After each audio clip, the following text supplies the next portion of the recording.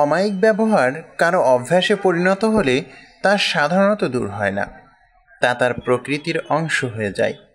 সে সবসময় সবার সঙ্গে নম্র, ভদ্র, বিনয়ী ও স্নেহশীল আচরণ করে। জীবজন্তু এমনকি জড় পদার্থের সঙ্গেও তার আচরণ হয় কোমল ও বিনম্র। আল্লাহর রাসূল একবার সাহাবায়ে কেরাম সহ সফরে ছিলেন। পথিমধ্যে তারা এক জায়গায় যাত্রা বিরতি করলেন। রাসূল সাল্লাল্লাহু আলাইহি ওয়াসাল্লাম প্রাকৃতিক প্রয়োজনে বের হলেন।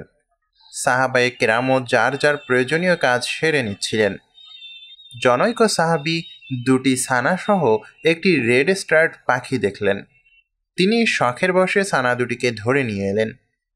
এদিকে মা পাখিটা তার কাছে চলে এলো। পাখিটি তাদের চারপাশে ঘুরঘুর করে ডানা ঝাপটাচ্ছিল। ইতোমধ্যে রাসূল সাল্লাল্লাহু আলাইহি ওয়াসাল্লাম ফিরে এলেন। তিনি পাখিটার এই অবস্থা দেখে সে সাহাবীদেরকে বললেন, ছানা দুটি আটকে রেখে মা পাখিটাকে কে কষ্ট দিচ্ছে?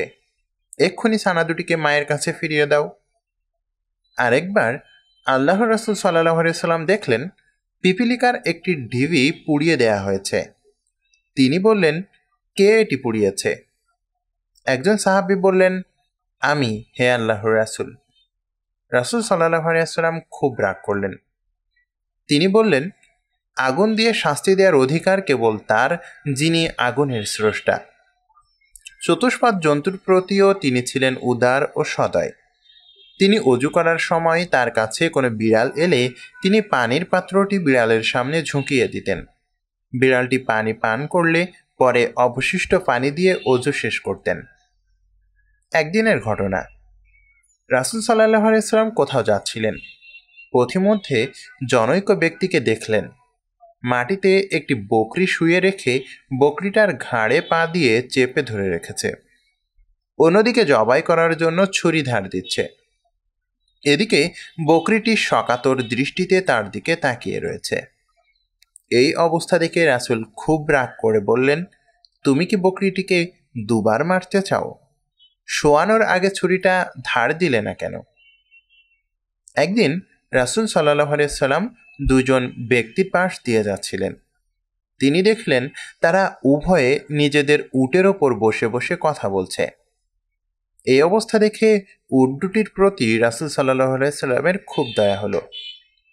তাই তিনি কোনো পশুকে চেয়ারা স্বরূপ ব্যবহার করতে নিষেধ করলেন। অর্থাৎ প্রয়োজনের সময় উটের ওপর অবশ্যই আরোহণ করবে, তবে প্রয়োজন শেষ হলে নেমে যাবে। পশুটিকে আরাম করতে দেবে। আল্লাহর রাসূল সাল্লাল্লাহু আলাইহি ওয়াসাল্লাম পশুর কপালে বা চেহারায় দাগ দিতেও নিষেধ করেছেন। রাসূলের আজবা নামক একটি উষ্ট্রী ছিল। এটি মুসলমানদের উটের পালের সাথে মদিনার উপকণ্ঠে বিচরণ করছিল। একবার মুশরিকদের একটি দল এই উটের পালের ওপর হামলা করে সেগুলো নিয়ে গেল। উটের পালের সাথে একজন মুসলিম নারীকেও তারা বন্দী করে নিয়ে গেল। যাওয়ার পথে বিশ্রামের জন্য এক স্থানে থেমে উটগুলো মাঠে ছেড়ে দিয়ে তারা ঘুমিয়ে পড়ল। এদিকে রাত যখন গভীর হলো, তখন সেই মুসলিম নারী পলায়নের প্রস্তুতি নিলেন। তিনি আরোহণের জন্য একটি উটের দিকে অগ্রসর হলেন, কিন্তু কাছে আসা মাত্রই উটটি জোরে চেঁচিয়ে উঠল। ভাগ্য ভালো, মুশরিকদের সবাই ছিল গভীর ঘুমে মগ্ন। উটের চেঁচামেচিতে তাদের কেউ জাগল না। এরপর মহিলা খুব সাবধানে অন্য একটি উটের কাছে গেলেন, কিন্তু সেটিও চিৎকার করে উঠল। এভাবে একে একে তিনি প্রতিটি উটের কাছে গেলেন, কিন্তু সবগুলোই ডাকাডাকি করল। শেষ পর্যন্ত তিনি আজবা নামক উটনীটির কাছে এসে দেখলেন সেটি খুব নম্র ও শান্ত। এটি কোনো চিৎকার করছে না। মুসলিম মহিলা তাতে আরোহণ করে মদিনার উদ্দেশ্যে রওনা হলেন। উষ্ট্রীটিও খুব দ্রুত গতিতে ছুটে চলল। বিপজ্জনক এলাকা পার হয়ে মদিনার কাছাকাছি আসতেই মহিলা আবেগ আপ্লুত হয়ে পড়ল। আনন্দের আতিশয্যে সে বলে ফেলল, হে আল্লাহ, আমি মানত করছি আমি যদি এই উটের পিঠে চড়ে পরিপূর্ণ মুক্ত হতে পারি তাহলে তোমার জন্য একে জবাই করব। মহিলা মদিনায় পৌঁছল। লোকজন রাসূলের উষ্ট্রীটিকে দেখে চিনে ফেলল। মহিলা তার বাড়িতে পৌঁছল। এদিকে লোকজন উষ্ট্রী নিয়ে আল্লাহর রাসূলের কাছে উপস্থিত হলো। অপরদিকে মহিলাও জবাই করার জন্য উষ্ট্রিটিকে খুঁজতে লাগলো। খবর পেয়ে তিনিও রাসূলের কাছে গিয়ে হাজির হলেন। রাসূলকে জানালেন তিনি এটাকে কোরবানি করার মানত করেছেন। এ কথা শুনে আল্লাহর রাসূল সাল্লাল্লাহু আলাইহি ওয়াসাল্লাম বললেন, এ কেমন প্রতিদান! এর মাধ্যমে আল্লাহ তোমাকে মুক্তি দিলেন, আর বিনিময়ে তুমি একেই জবাই করতে চাচ্ছ? কি নিকৃষ্ট প্রতিদান তুমি দিতে চেয়েছ! এরপর রাসূল সাল্লাল্লাহু আলাইহি ওয়াসাল্লাম বললেন, আল্লাহর অবাধ্যতা হয় এমন মানত পূরণ করা যায় না। অনুরূপভাবে তুমি যার মালিক নও তার ব্যাপারে কোনো মান্যত করলেও তা পূরণ করতে হয় না। আল্লাহ তাআলা আপনার মধ্যে নম্রতা, ভদ্রতা, কোমলতা, উদারতা ও মানবিকতা ইত্যাদি যে সহজাত গুণাবলী দিয়েছেন, এগুলোকে সবসময় চর্চা করুন। এই গুণাবলীকে সর্বক্ষেত্রে ও সবার সঙ্গে প্রয়োগ করে আপনি হয়ে উঠুন অনন্য। শুধু মানুষ নয়, প্রাণীকুল ও জীবজন্তুর সাথেও এগুলোর অনুসরণ করুন। গাছপালা ও তরুলতাও যেন আপনার সদাচরণ ও স্নেহের পরশ থেকে বঞ্চিত না হয়।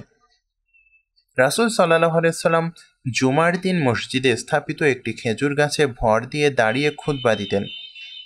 একদিন জনৈক আনসারী মহিলা বললেন, আল্লাহর রাসূল, আমার এক কাঠমিস্ত্রি কৃতদাস আছে, অনুমতি দিলে তাকে দিয়ে আপনার জন্য একটি মিম্বর বানিয়ে দেব। রাসূল বললেন, ঠিক আছে, বানিয়ে দাও। মহিলা সাহাবী রাসূলের জন্য একটি কাঠের মিম্বর তৈরি করালেন। মিম্বরটি যথারীতি মসজিদে স্থাপন করা হলো। জুমার দিন আল্লাহর রাসূল সাল্লাল্লাহু আলাইহি ওয়াসাল্লাম সেই মিম্বরে আরোহণ করলেন। তার মিম্বরে বসতে না বসতেই খেজুর গাছের কাণ্ডটি ষাঁড়ের ন্যায় সজোরে চিৎকার করে উঠল। মনে হচ্ছিল এখনই তা ফেটে পড়বে। তার কান্নার আওয়াজে পুরো মসজিদ যেন কেঁপে উঠল। অবশেষে তিনি মিম্বর থেকে নেমে গাছটিকে বুকে জড়িয়ে ধরলেন। তখন ক্রন্দনরত খেজুর গাছটি শিশুর ন্যায় ফুঁফিয়ে ফুঁফিয়ে এক পর্যায়ে শান্ত হল।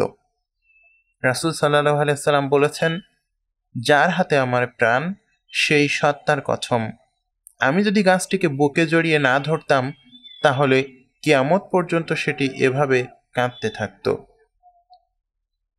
ইঙ্গিত: আল্লাহ মানুষকে আশরাফুল মাখলুকাত বানিয়েছেন, কিন্তু অন্য প্রাণীকে পীড়ন করার অধিকার তাকে দেননি।